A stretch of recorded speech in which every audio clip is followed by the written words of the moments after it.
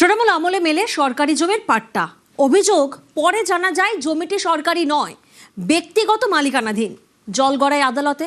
আর এর জেরে মুর্শিদাবাদের শামশেরগঞ্জে আজও অথই জলে ভাঙন, ঘরহারা 50টি পরিবার।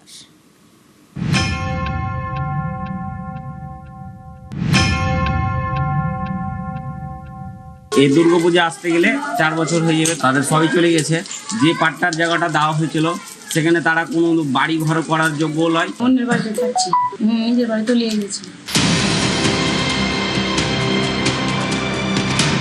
বছর 4 আগে মুর্শিদাবাদের শামশেরগঞ্জের বিস্তীর্ণ এলাকা দেখেছিল ভাঙনের ধ্বংসলীলা। শয় শয় বাড়ি, বিঘার পর বিঘা জমি তলিয়ে গিয়েছিল নদীগর্ভে। ত্রাণ শিবিরের ব্যবস্থা করা হয় স্থানীয় স্কুলে। 4 বছর কেটে গিয়েছে, ছাদ মেলেনি। ঘর বলতে আজও সেই ক্লাসরুম। যেখানে আমরা দাঁড়িয়ে আছি 10 বছর আগে প্রায় 2 কিলোমিটার দূরত্ব ছিল নদীর দূরত্ব শামশেরগঞ্জের। তাতে কয়েক হাজার বিঘা চাষের জমি, কয়েক হাজার বাড়ি নদীগর্ভে তলিয়ে গেছে। তারা আজকে অসহায়ের মতো লোকের বারান্দায় এখনো বসবাস করছে।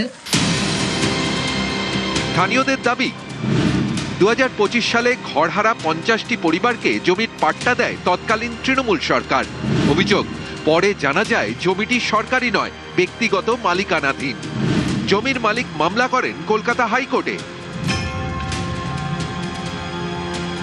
বিগত যে সরকার ছিল সেই সরকার যখন এই সমস্ত ভাঙন দুর্গস্ত যে সমস্ত মানুষ তাদেরকে যে জমিটা দিয়েছিল, সেই জমিটা যখন দেখা যাচ্ছে মানে বাড়িঘর বা পুনর্নির্মাণ করার জন্য, তো সেটা অলরেডি বিচারাধীন কোনো জায়গা। দুর্নীতিবাজ সরকার তারা কিন্তু দুর্নীতি করে কিন্তু এই মানুষগুলোকে আশা দিয়েছিল, সে আশা কিন্তু বিফলে গেল। কারণ তারা কিন্তু এই মানুষগুলোর সাথে, দুর্গস্ত মানুষগুলোর সাথেও কিন্তু দুর্নীতি করতে ছাড়েনি।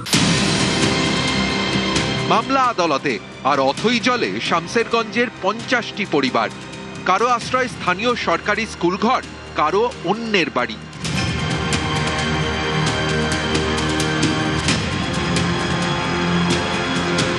অন্যের বাড়িতে থাকছি, নিজের বাড়ি তো নিয়ে গেছি।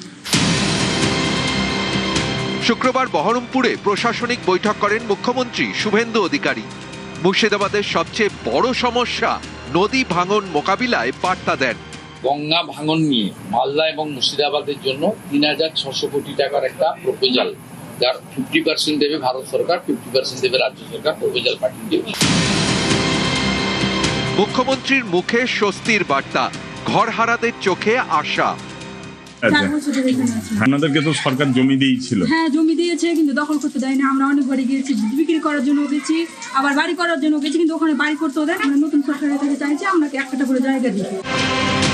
ক্যামেরায় কেদারনাথ প্রামাণিকের সঙ্গে প্রণব বন্দ্যোপাধ্যায়, নিউজ 18 বাংলা।